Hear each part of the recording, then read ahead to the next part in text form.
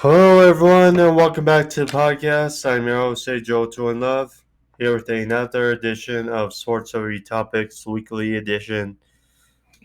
Hope all being safe on this fine July 11th edition, or when you guys see it, will be July 12th, but yeah, hope you all being safe. Some vastly different things to talk about on the podcast today. Um, One of the biggest things, and arguably the biggest thing, the last couple of days, Baker Mayfield. Baker Mayfield, who ever since the Deshaun Watson news came out that the Browns were interested, he wanted out, he wanted a trade, and thus he has a new home. For how long, and will he be the starter? Can they Do they finally have their first franchise QB since Cam Newton? We'll see. But, of course, also as well for the MLB, we're gearing towards that time of the year and the season, which happens next week. But we'll see how everything goes. But thank you for joining me. If you're new to the podcast and you want to see more sports review topics where I cover vast different class of sports news and rumors and details and give my thoughts on them. You can find them on the channel, the homepage. Also, I do for my pro wrestling fans, I do pro wrestling reviews, so you can find those as well on the channel. But nonetheless, thank you all. Let's get started.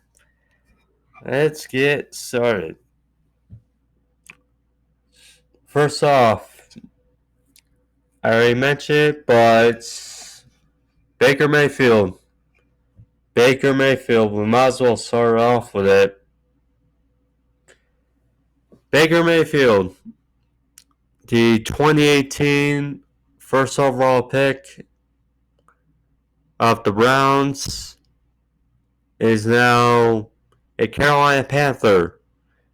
Was traded for a conditional fifth round pick, which can be turned into a fourth.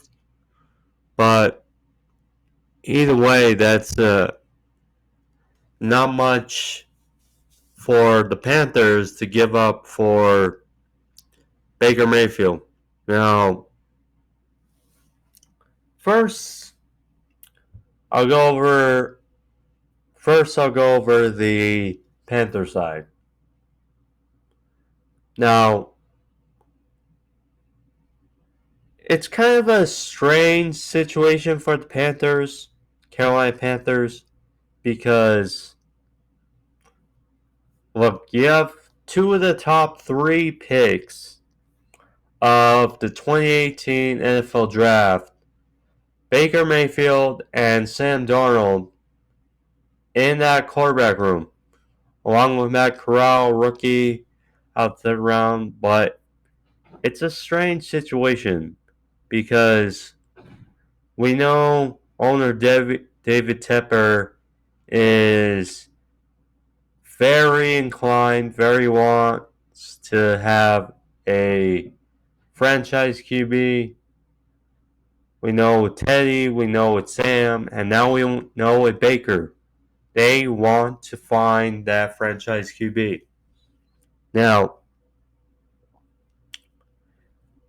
we know that last year, Sam Darnold looked very good in the first month of the season, but tailored off. Of course, that's why they signed Cam. That's why, you know, he was injured, came back for a bit, barely did anything, but, you know, that's why they drafted Matt Corral, and that's why they traded for Baker. Baker, look, I get it. It's been up and down with Baker. In 2018, he had a very good rookie season. In 2019, the expectations were up by many analysts to make the playoffs and potentially be in the championship game. I had some expectations, but I didn't go as far as others. Either way, they regress. And it's funny how they won one game in the 2 years prior to getting Baker, and then, when the expectations were up, everything changed. In 2020, they kind of put it all together. They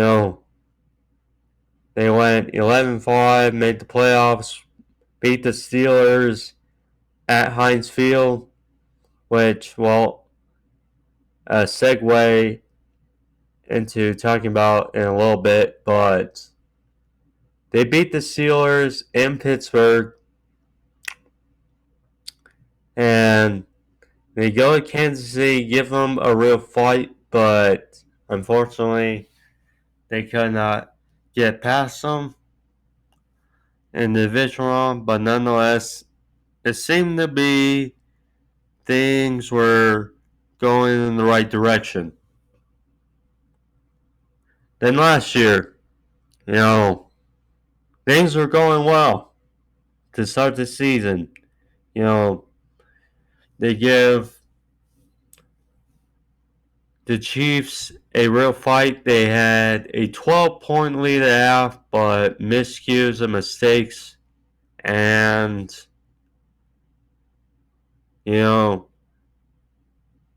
they let it get away from them. But then they won 3 straight to start the year. And then in week 2, first the Texans, Baker tries to make a tackle and injures his shoulder. Now, credit non-throwing shoulder, but still, not 100%. And, they have a beautiful shootout for Chargers. And it looks like he's okay, but, he did not play as well as he did towards the end of the 2020 season. And, they fail to make the playoffs again. And a team that was full of expectations, unfortunately, did not prevail. And so, the contract talk was obviously up. Josh Allen from that quarterback class, he gets a big deal. Lamar Jackson remains unsigned for a new deal. Same with Baker. Talks about how much it's worth. Played injured. A bunch of variability or variables went into how it was going to go, but the consensus was they were going to ride through another season. Then we hear the talks of Baker getting, or the Browns being interested in Watson, then obviously back and forth. And then Baker's upset, so now they have to go for Deshaun. Thus they did. Gave him a big deal. And then there were a couple spots open. A couple. So we thought, before Matt Ryan signed with the Colts, we thought, okay, the best situation for Baker would be the Colts, but that slot was filled. Many of the quarterback jobs were kind of on ice. So we thought, now going to Carolina,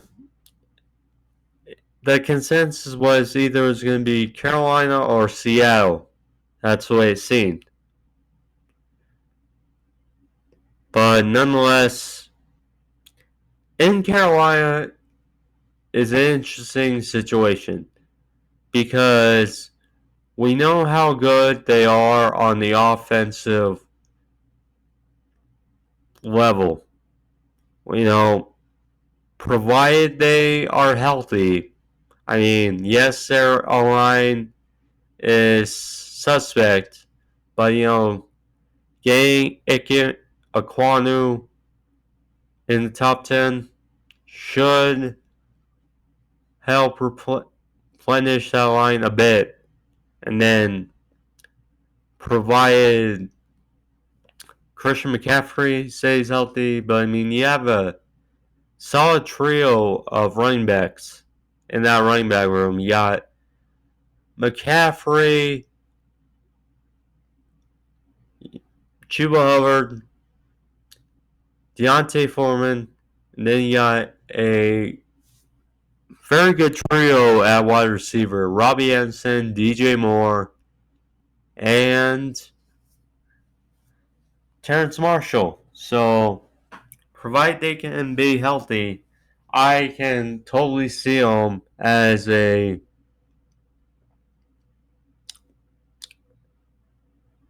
above 500 team, if not maybe a wild card for the playoffs. And also, I mean, they're playing the Browns week 1. Of course, they're going to start Baker. I mean,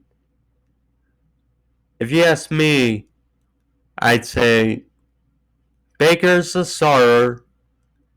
Sam has to prove, otherwise he probably gets cut or traded. And they groom Matt Corral in the process. So that's my thought there.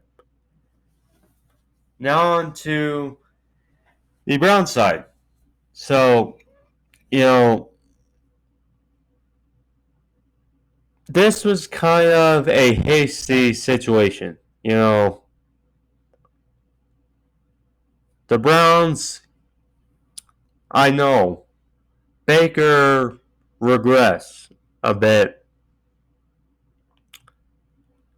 last season, injury or not. There were expectations of that team, and again, they missed the playoffs with that roster. Now, Deshaun gets traded, and we'll see about his status, but only getting a 5th or 4th for Baker, and giving up Case Keenum, having him go to Buffalo for a pick, and then getting Jacoby Brissett. I mean, we'll see where Deshaun Watson lies this season, but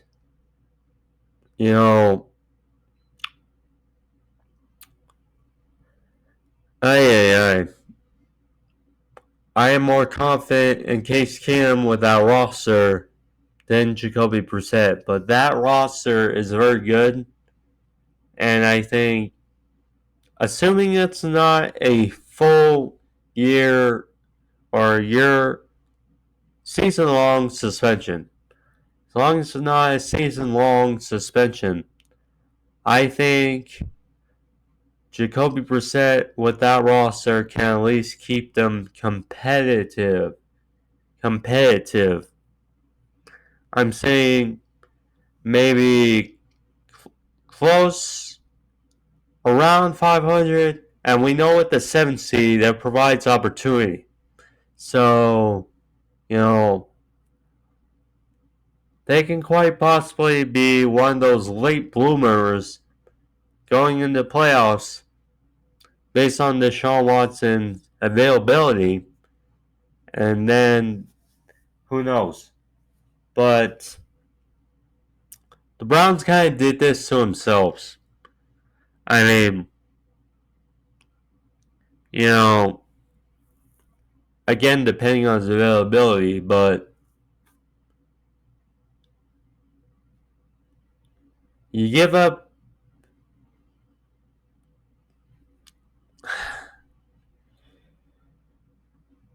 you were interested in Deshaun while Baker was still there and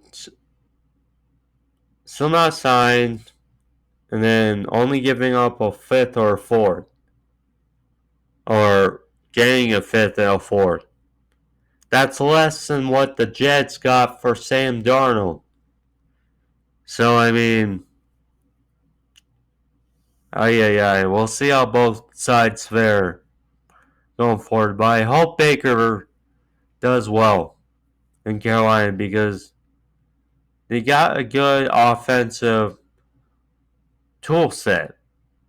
Now, just have to see if they can put everything together.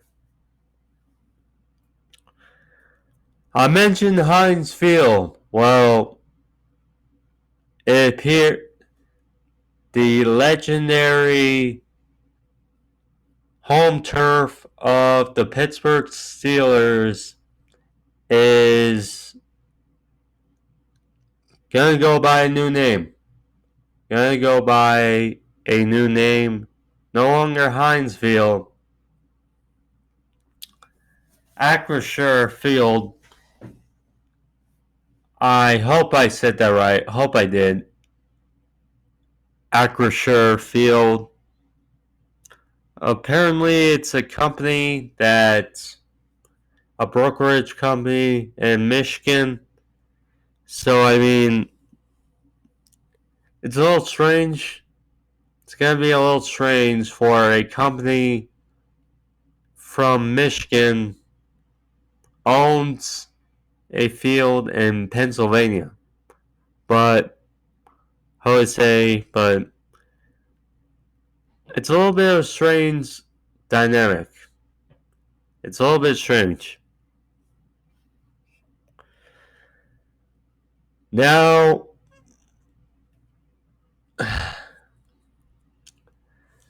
we get to NBA Summer League.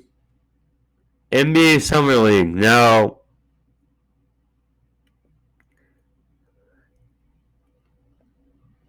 it's not the real full NBA season. I understand that. But in a way, it's good for these rookies to get in these reps, play in these games prior to the eventual NBA regular season. And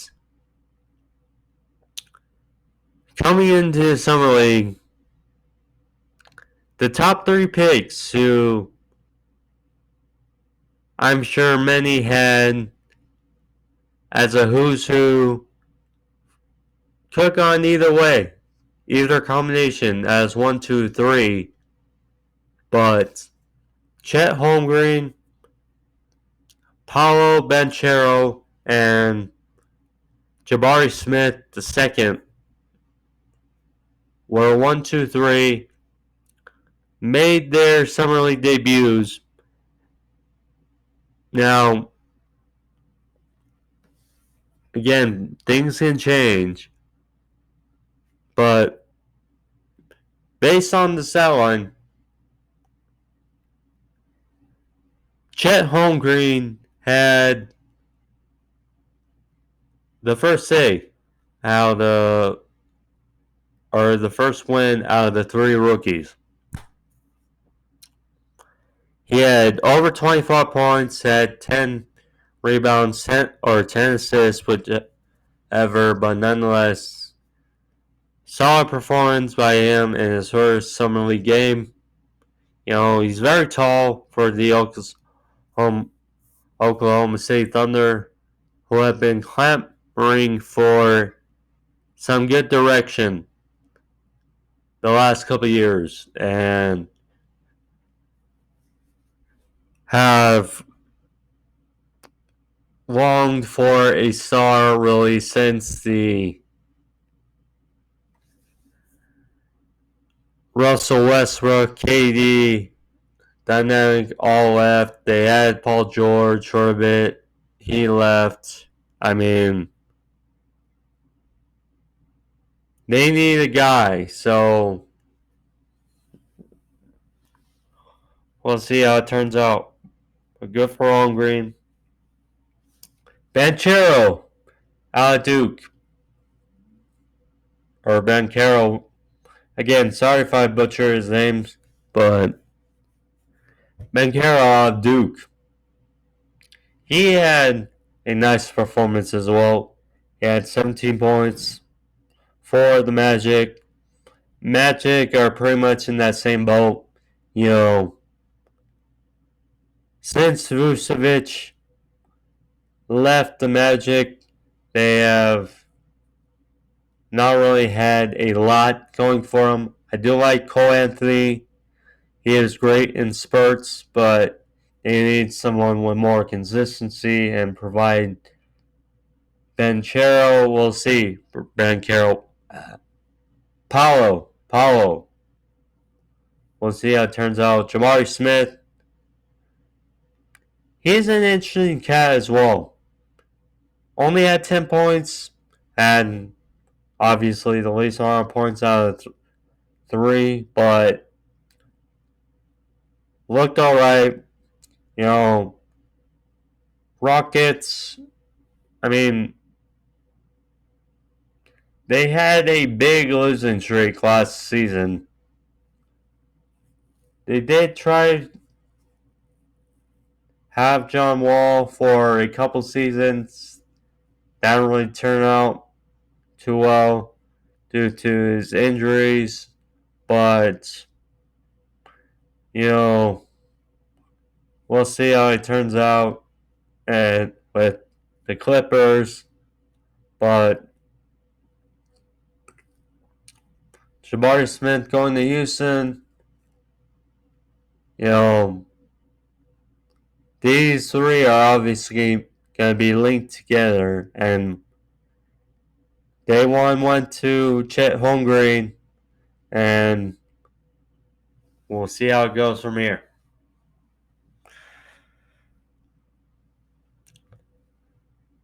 Next week is NBA All-Star Week. An interesting week or at least next week, the All-Star game is happening. 8 days, you know, July 19th.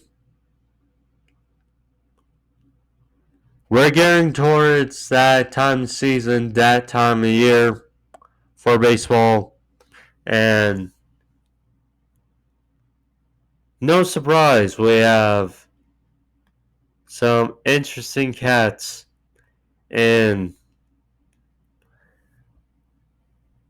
starting for each side, the American League versus the National League. And as follows, so Alejandro Kirk for the Blue Jays and Vladimir Guerrero. The Blue Jays have two or multiple starters. They're among a few teams who have numerous starters in the All-Star game. But go for the Blue Jays. You know how good Guerrero is. Altuve for the Astros, having another solid season. I mean, the Astros are pretty much a dark cloud for me for the last couple of years for that incident, but nonetheless, good for him. Rafael Devers of the Red Sox, who the Red Sox have been pulling for a push the last couple of games. They are now second in their division. Still 14 games back of the Yankees, but at least they're pulling for a stretch here. Tim Anderson of the White Sox, that division has been kind of a toss-up, really, as of late. The Twins have had kind of a stranglehold on that division, but kind of not. The Guardians have been there, the White Sox, but good for Anderson. Aaron Judge, Mike Trout. I mean, no surprise. Shohei Ohtani. No surprise considering how Ohtani's been pitching as of late. So, good for them. Although, despite the Angels' record, but great for both. And joining Judge from the Yankees, Giancarlo Stanton. Bit of a surprise, but he's done well as well. The Yankees, you could say they're the best team in the league. And no surprise, but good for the Yankees. Now, the National League starters. So, due to Bryce Harper's injury, the Contreras brothers are starting both sides, it appears, for the National League. So, Wilson Contreras of the Cubs,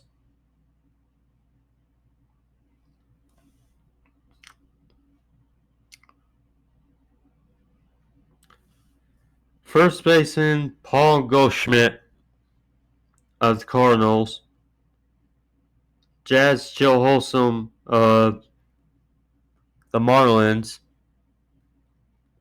The Marlins are strange story. Manny Machado of the Padres, Trey Turner of the Dodgers, Acuna Jr. of the Braves, who they now have two starters, multiple starters on the roster, so good for them.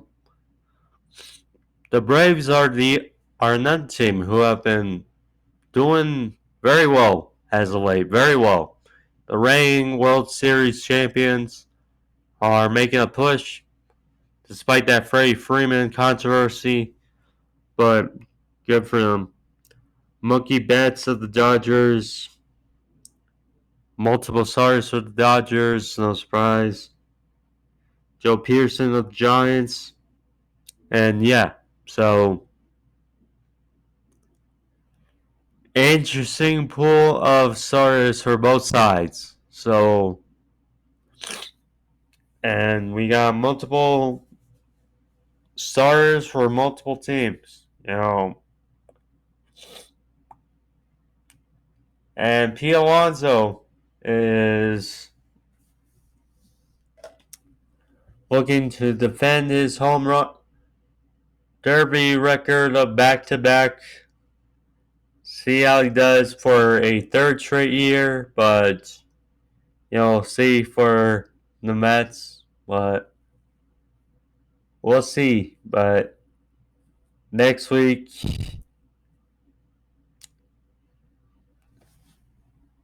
Here's the thing about All-Star breaks, because we have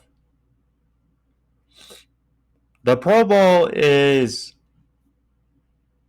at the end of the season, before the Super Bowl. Of course, it was used to be after the Super Bowl, but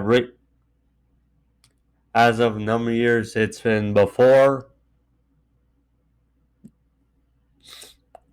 The All-Star break is hence a break, not only for baseball, but same for the NBA. So, kind of gives them a break. I mean, we'll see how teams rebound. There were a couple teams that really took ahead past the NBA All-Star game last winter, and they really powered through, including the Timberwolves, including